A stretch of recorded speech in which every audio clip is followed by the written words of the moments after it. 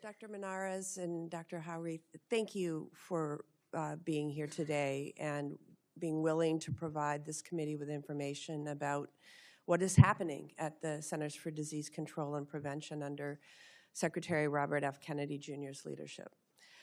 Despite his proclamations of radical transparency, Secretary Kennedy has consistently failed to provide information to Congress as he continues to undermine public health from his role in the Trump administration. You've heard from me before, having Secretary Kennedy in charge of the health of Americans is dangerous. And what we're hearing from you today really underscores this for me. Dr. Monarez, when your confirmation was before the Senate, I had my doubts that anyone in your position would be able to stick to the science and stand up to Secretary Kennedy as he compromises the health of the country in order to further his own ideas and agenda.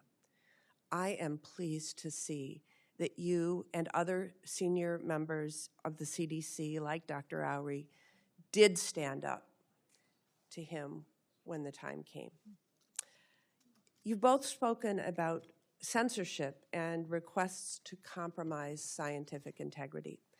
Dr. Monarez, did Secretary Kennedy ever give you instructions on how you should interact with members of Congress? He did. After the morning meeting, I became very concerned. I was alarmed that I was not being consistent. I would not be consistent with those areas that I had committed to this committee that I would do: transparency, integrity. And I had reached out to the committee to share my concerns. Secretary Kennedy became aware of that, and he was very concerned that I had spoken to members of Congress, and he told me I was never to do it again. Congress and the American people need to know what is happening at the CDC, and this censorship is not radical transparency, and it is unacceptable. Dr. Houry, I was shocked to learn that you found out about the changes to the COVID vaccine policy on the social media platform X.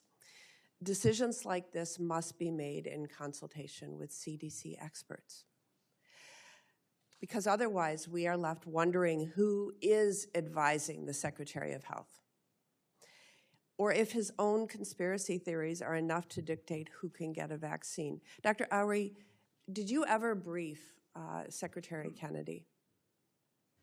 I never briefed him. I accompanied him on a tour of CDC after the shooting. Did your center directors ever directly brief Secretary Kennedy? They did not. You were the chief medical officer at the CDC. Would you say that it's harmful to the public if the secretary is not informed by experts like yourself? Very much so. How would you characterize Secretary Kennedy's approach to working with scientific experts at the CDC?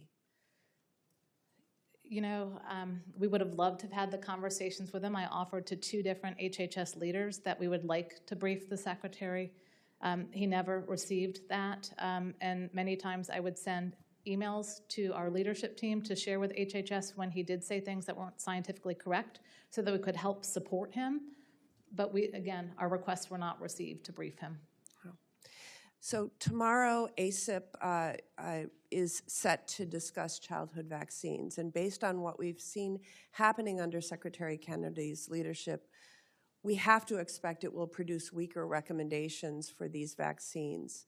And at the same time, there is no Senate-confirmed CDC director in place. Secretary Kennedy has installed someone he is convinced will rubber stamp whatever decisions his anti-vaccine advisory members make as the acting director. In Wisconsin, there are currently 36 cases of measles, all in unvaccinated individuals, 22 of whom are children. I am thankful that we have not seen any deaths yet, as we have in Texas. Dr. Houry, you have seen firsthand in the ER what vaccine-preventable disease can do. what would an increase in vaccine-preventable diseases mean for children and families across the country? It's going to be heartbreaking. Not only will it overwhelm our healthcare system, but children will have, some of them will be deaf. You know, we've seen congenital measles cases in the U.S., and I think what concerns me is these aren't harmless diseases. We just saw the case in California of a young child that died of encephalitis from years after measles. These diseases have long-term consequences, and we don't need, in the U.S., we have gone so far in reversing this. We don't want our children to die.